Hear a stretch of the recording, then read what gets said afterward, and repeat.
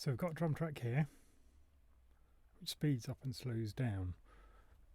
Maybe we like the feel of it, so instead of conforming the drums to the tempo of the track, what we're going to do is we're going to conform the door so that the click plays in time with the drums, so it's going to speed up and slow down with the drums. Before we do this, we're going to have to edit the drum track slightly, and we can use Beat Detective to do some of this so that it finds out the beat and speeds up and slows down. But if the beat goes too far off, if it happens too far one way on the beat, it's going to pull it one way, the click one way, and if it's too late it's going to pull the click the other way, so it might not end up on the right beat. So before we can actually use Beat Detective, we're just going to have to run through the parts that we're using and just get them roughly in time. We don't have to do absolutely every beat, or maybe not even every bar, but we're going to have to go through and slowly edit it. It does take a while to do, and you just need to be patient, and you need to sit and listen and look at what it is, and a bit of practice on it. So first of all, I'm going to make a group so I can edit them all together. So shift click on all of them, Command G to make a group. I'm going to call this drums. I'm going to keep it as a mix and an edit group, so if I change the volumes it's going to change. If I cut the regions it's going to change on all of them. Click on OK. I've also got tab to transient on. And tab to transient means that when I come and click into part of the region and I use tab, I'll tab up to the first bit of audio that's there and then the next bit of audio, so I'm going to be tabbing along towards those leading transients, all the big loud parts at the start of the sound. So first of all, come back before the first beat, tab up to the first beat, and I'm going to go Command and E, and then I'm going to just delete all of that beginning. Put it all up to the first beat, and now we're going to start using Identify Beat to work out where the beat should be. So if I go 2, 3, 4, 5. So that kick happens on beat 1 of bar 2, and you can see at the moment it's slightly late on that. In fact, it's happening beat on the end of it. So I'm going to tab up to that, and then I'm going to go Command and I, and I'm going to change this location point, this locator point, and I'm going to put it bar 2, beat 1, 0, 0, 0. So I just clicked on the 2 and that, and then click OK, and now you can see that the bar and beat markers all change, and I've also got a different tempo in. So now I'm running at 106 beats per minute. So if I add a click track now and have a quick listen to it, that's all in time.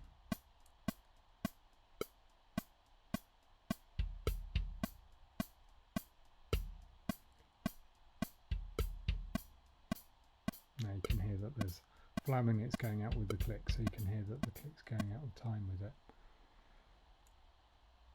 So as I did with that first bar, I'm going to come along and I'm going to look at these kick drums, and I'm just going to see as it starts to go out of time, I'm going to identify the beat and just put in a beat marker there. So I'll come back to this one and count it through. 2, 3, 4, 1. So that's the first beat of bar 7. So again, I just click on 7. That's lined it up.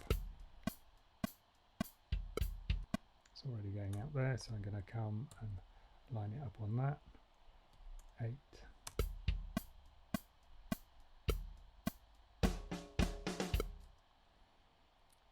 There, that's gone out as well, so just check that.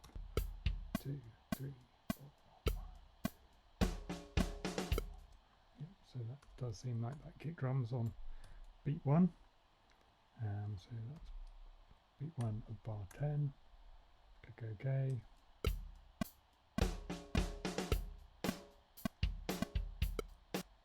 They speeded up quite a lot on that bit.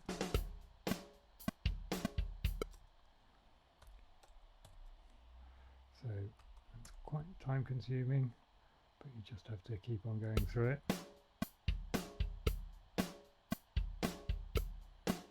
going out a bit, but I'm not going to worry too much about it until...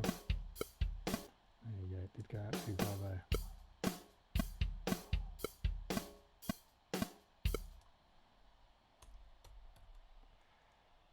So you can see that's 15, bar 15, 4, beat 4. So I'm going to move that to beginning bar 16.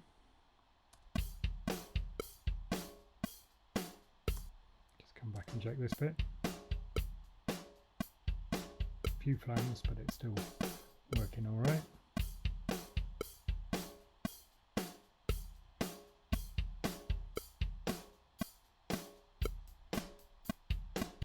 Okay, it's going out too far there, so come along, identify the beat, put it in 18, and you just carry on all the way through the track, putting in their beats. That's not quite right for what.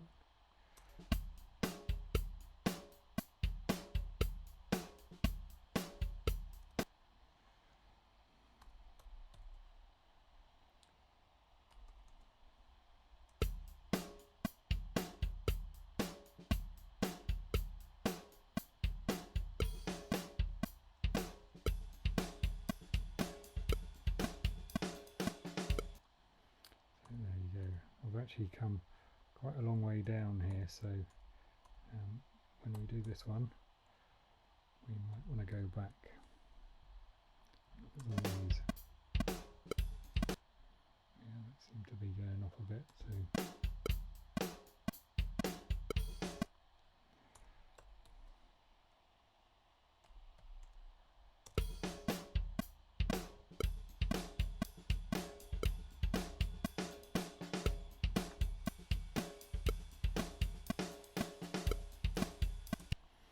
you have to be careful with this because he is pushing some of the bars as well.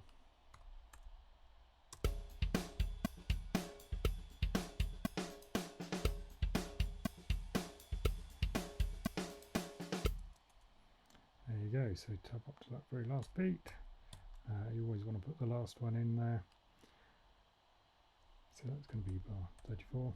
Now, just for ease of editing this, I normally would then try and make it an exact bar length. So I'm just going to cut off that last kick drum for now and come back and have a look at it. So now, as you can see, we've got all the beats where they're moving. We've got the tempo changes in there. We've got the click in there. As we heard as we were playing it through and the click was in there, there's occasionally where there's flams that are coming on where the drums speed up across the bar, speed up across a couple of beats, and they kind of push a few bits. What we want to do is we want to make all that perfect, so it's all perfect in time. So now I'm going to use Beat Detective, and I'm going to come up and come to Event and use Beat Detective, which is Command and 8.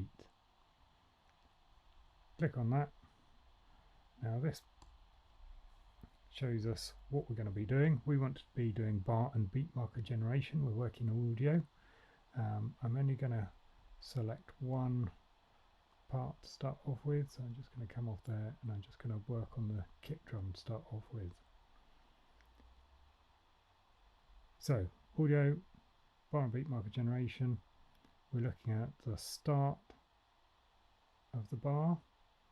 In fact, I'm going to capture the selection, so I'm capturing what I've got on this region. And it says it starts on bar 1 beat 1 and it ends on bar 34 beat 1.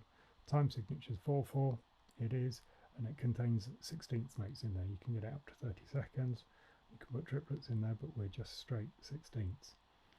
So now I'm going to capture, I captured the selection. I'm coming down and I'm going to be doing in normal mode.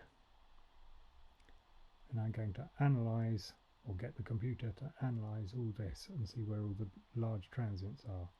So analyze it, and now you can see that I have the pink markers as I bring the sensitivity down, just happening on where the kick drums are. So to start off with, all I want is just the kick drums, and I'm going to add markers for the kick drums. You want to come along and just check there aren't any false triggers or double triggers on things. I can see there's one missing here, there's one missing on that push there, so I can bring the sensitivity down. more sensitive to pick up those. There you go, that's got all of them.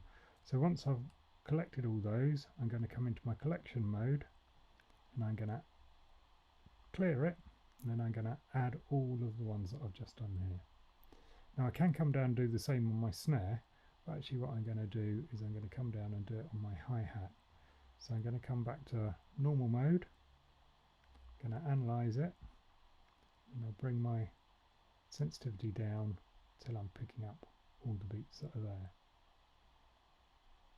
So now I've got all my hi-hat beats. So one there, can make that. If I've got any miss triggers or double triggers on there, I can use my alternate button and just click on them and delete that miss trigger. That is a proper trigger, so I'm going to leave that there. Now I've got that, I'm going to come back to my collection mode, and instead of add all this time, I'm just going to add unique. So now I've got my kick drum markers in there, and I've also got my hi-hat markers in there. Now that's a pretty good breakdown of all the beats that are inside the track. So I'm going to leave it there, and I'm going to use this to generate all my beat markers. So much as I was going through and doing the identify beat on each beat there, instead of me having to do it on each individual segment here, I'm now going to get the computer to do it. So I click on generate, and I should get a beat marker where each of these marks are. So generate it. Says I'm about to change things on the tempo ruler. Do I want to move any of my regions? And I don't want to move anything. I don't want to move any samples. I don't want to move anything. I want them to stay all in the same place, because all I'm doing is getting the computer to run the tempo. So click OK, and now we can see all those have turned up. So we're finished with Beat Detective. So I'll close that and we'll play it through.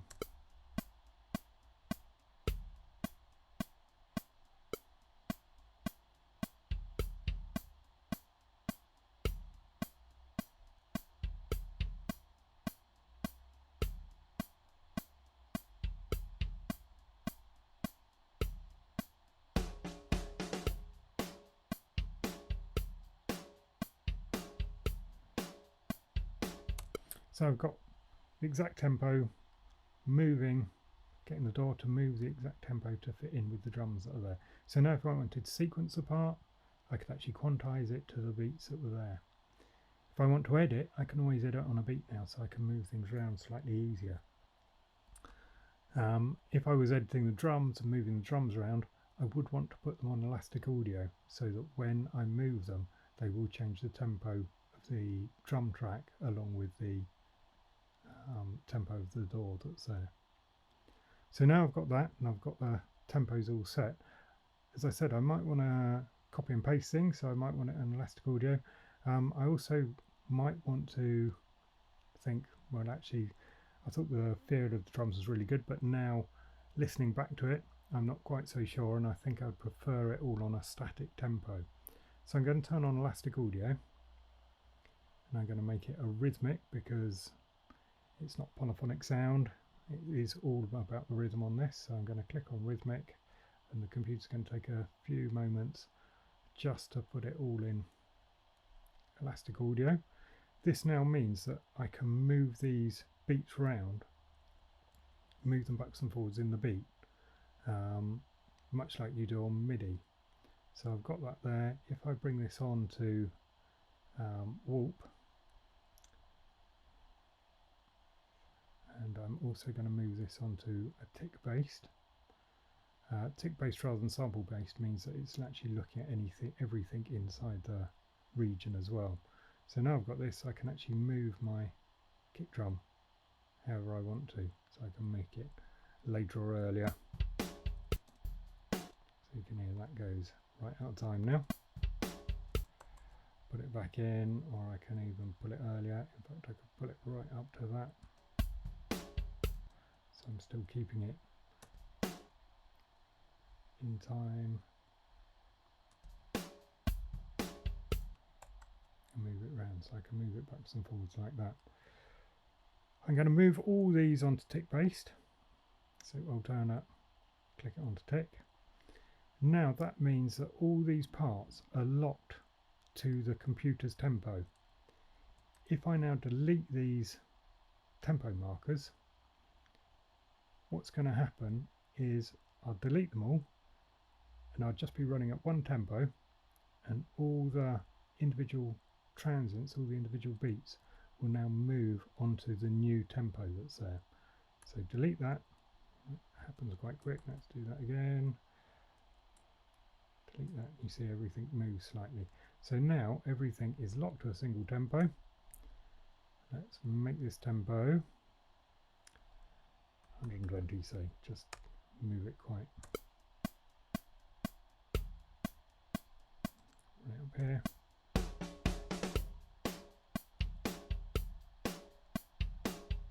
Let's move that even further.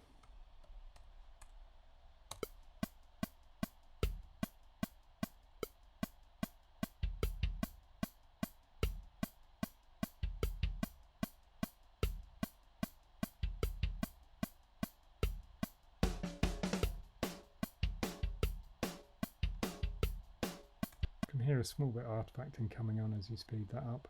If I slow it right down, you'll really hear it. So slow it down to perhaps 90 beats per minute. Oh, not.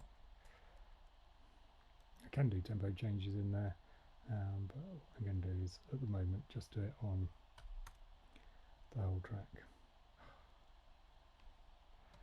90.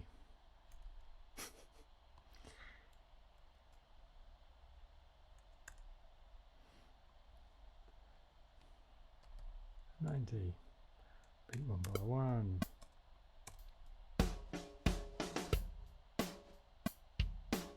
Now you can hear that granulation happening on the snare drum and on the kick drum reverb.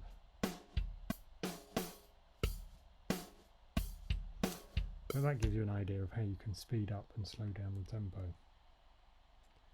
And as I say, you can kind of put in tempo changes wherever you want, so you can speed it up or slow it down however you want.